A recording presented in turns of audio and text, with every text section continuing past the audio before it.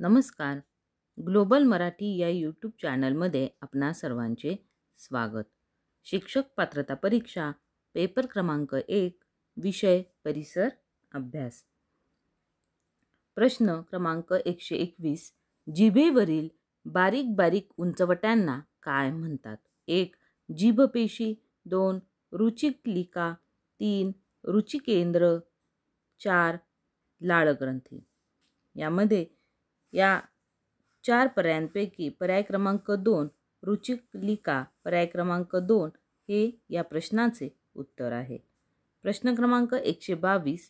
त्रिपुरा हे राज्य मेघालयाच्या कोणत्या दिशेला आहे? 1 पूर्व, 2 पश्चिम, 3 दक्षिण आणि 4 उत्तर. या प्रश्नाचे उत्तर पर्याय क्रमांक 3 दक्षिण. त्रिपुरा हे मेघालयाच्या दक्षिण दिशेला आहे. प्रश्न क्रमांक 123. आसामच्या पूर्वीकडील राज्य कोणते? 1 अरुणाचल, 2 नागालँड, 3 मेघालय आणि 4 त्रिपुरा. या प्रश्नाचे उत्तर पर्याय क्रमांक 2 नागालँड हे आहे. प्रश्न क्रमांक 124. अन्नाची नासाडी होऊ नये म्हणून काही महिलांनी पुढील प्रमाणे कृती केली तर सर्वात चांगली कृती कोणती? 1 कुटुंबातील व्यक्तीच्या आवडीनिवडीनुसार पदार्थ तयार केले जातात. 2 कुटुंबातील प्रत्येकाचा आहार किती आहे यांचा हिशेब करून स्वयंपाक केला जातो. पर्याय क्रमांक 3 प्रत्येकाने आपल्याला आवश्यक तेवढेच पदार्थ ताटात घ्यावे. ताटात घेतलेले सर्व पदार्थ खाऊन ताट स्वच्छ करावे ही सवय लावली. पर्याय क्रमांक 4 ताटात पदार्थ शिल्लक राहिल्यास दुसऱ्या वेळेस तेवढे पदार्थ कमी मिळेल अशी सूचना देऊन त्याप्रमाणे कृती करते.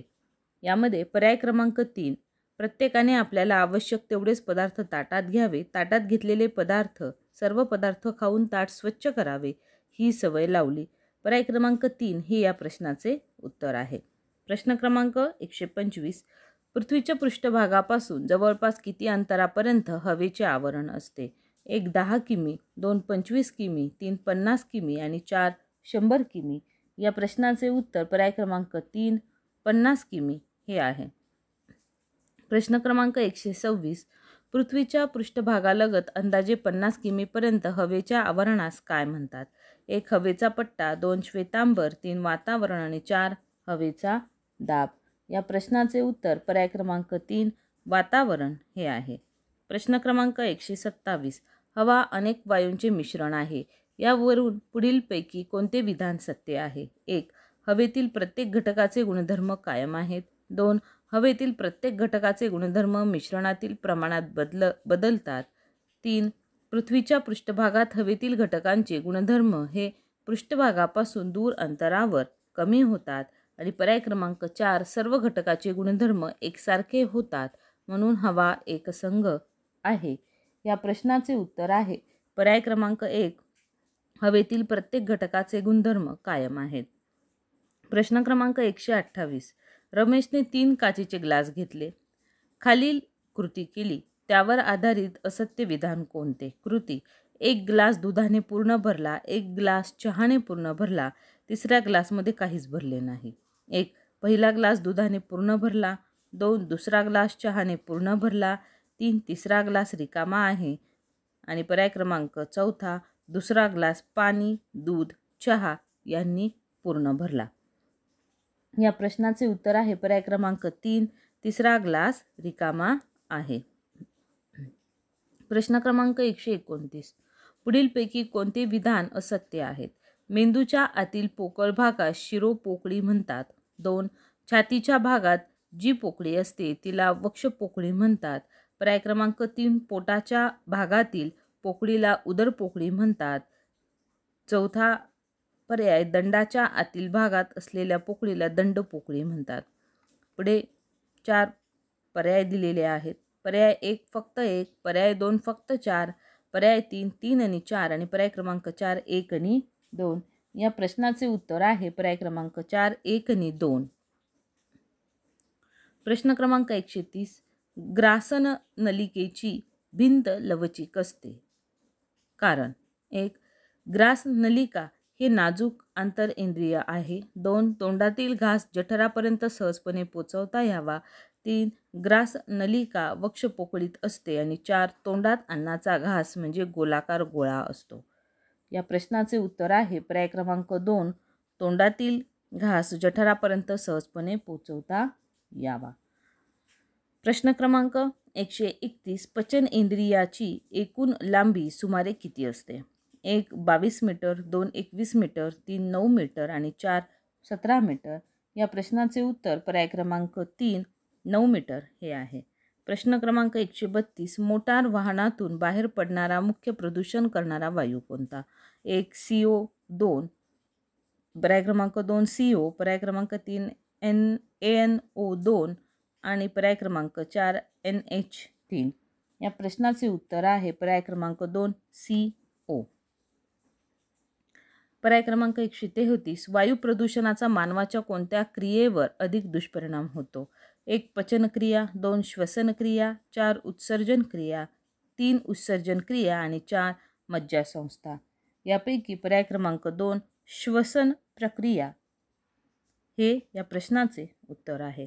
प्रश्न क्रमांक 134 स्वयंपाकाचा गॅस म्हणजे LPG च्या ज्वलनानंतर कोणता विषारी वायू बाहेर पडतो? 1 carbon monoxide, 2 nitrogen dioxide, 3 methane आणि 4 यापेक्षा वेगळे उत्तर. या प्रश्नाचे उत्तर आहे पर्याय क्रमांक 2 नायट्रोजन डायऑक्साईड. प्रश्न क्रमांक 135 औष्णिक विद्युत कारखान्यातून निघणाऱ्या राखेमुळे मुख्यतः काय परिणाम होतो? 1 जलप्रदूषण, 2 मृदा प्रदूषण, 3 ध्वनी प्रदूषण आणि 4 विकिरण. या प्रश्नाचे उत्तर आहे पर्याय क्रमांक 2 मृदा प्रदूषण. प्रश्न क्रमांक 136 ऑर्थोव्हेक्टर पुढीलपैकी कोणत्या कार्यात उपयुक्त आहे? 1 तेलाचा प्रभाव नष्ट करण्यासाठी, 2 प्लास्टिक कचरा नष्ट करण्यासाठी, 3 घाण पाणी नष्ट करण्यासाठी आणि 4 रेडिओधर्मी विकिरण थांबवण्यासाठी. या प्रश्नाचे उत्तर आहे पर्याय क्रमांक 1 तेलाचा प्रभाव नष्ट करण्यासाठी. प्रश्न क्रमांक 137 पुढीलपैकी कोणती नैसर्गिक आपत्ती नाही? 1 पूर, 2 भूकंप, 3 अग्निकांड आणि 4 जमीन खचणे. यामध्ये उत्तर आहे पर्याय क्रमांक 3 अग्निकांड. प्रश्न क्रमांक 138 संगणक, सेल्युलर फोन इत्यादी इलेक्ट्रॉनिक उपकरणांमुळे होणारे प्रदूषण कोणते? 1 E waste, 2 C waste, 3 D waste and चौथा पर्याय बी वेस्ट. या प्रश्नाचे उत्तर आहे पर्याय क्रमांक 1 ई वेस्ट. प्रश्न क्रमांक 139 सुनामी लाटांच्या निर्मितीचे प्रमुख कारण कोणते? 1 ज्वालामुखी, 2 चक्रीवादळ, 3 सामुद्री भूकंप आणि 4 प्रदूषण. या प्रश्नाचे उत्तर आहे पर्याय क्रमांक 3 समुद्री भूकंप. प्रश्न क्रमांक 140 पृथ्वीच्या पृष्ठभागावर सर्व बाजूला काही अंतरावर असलेल्या हवेच्या आवरणाला काय म्हणतात? 1 पर्यावरण, 2 वायुमंडल, 3 नायट्रोजन आवरण आणि 4 प्राणवायू कवच.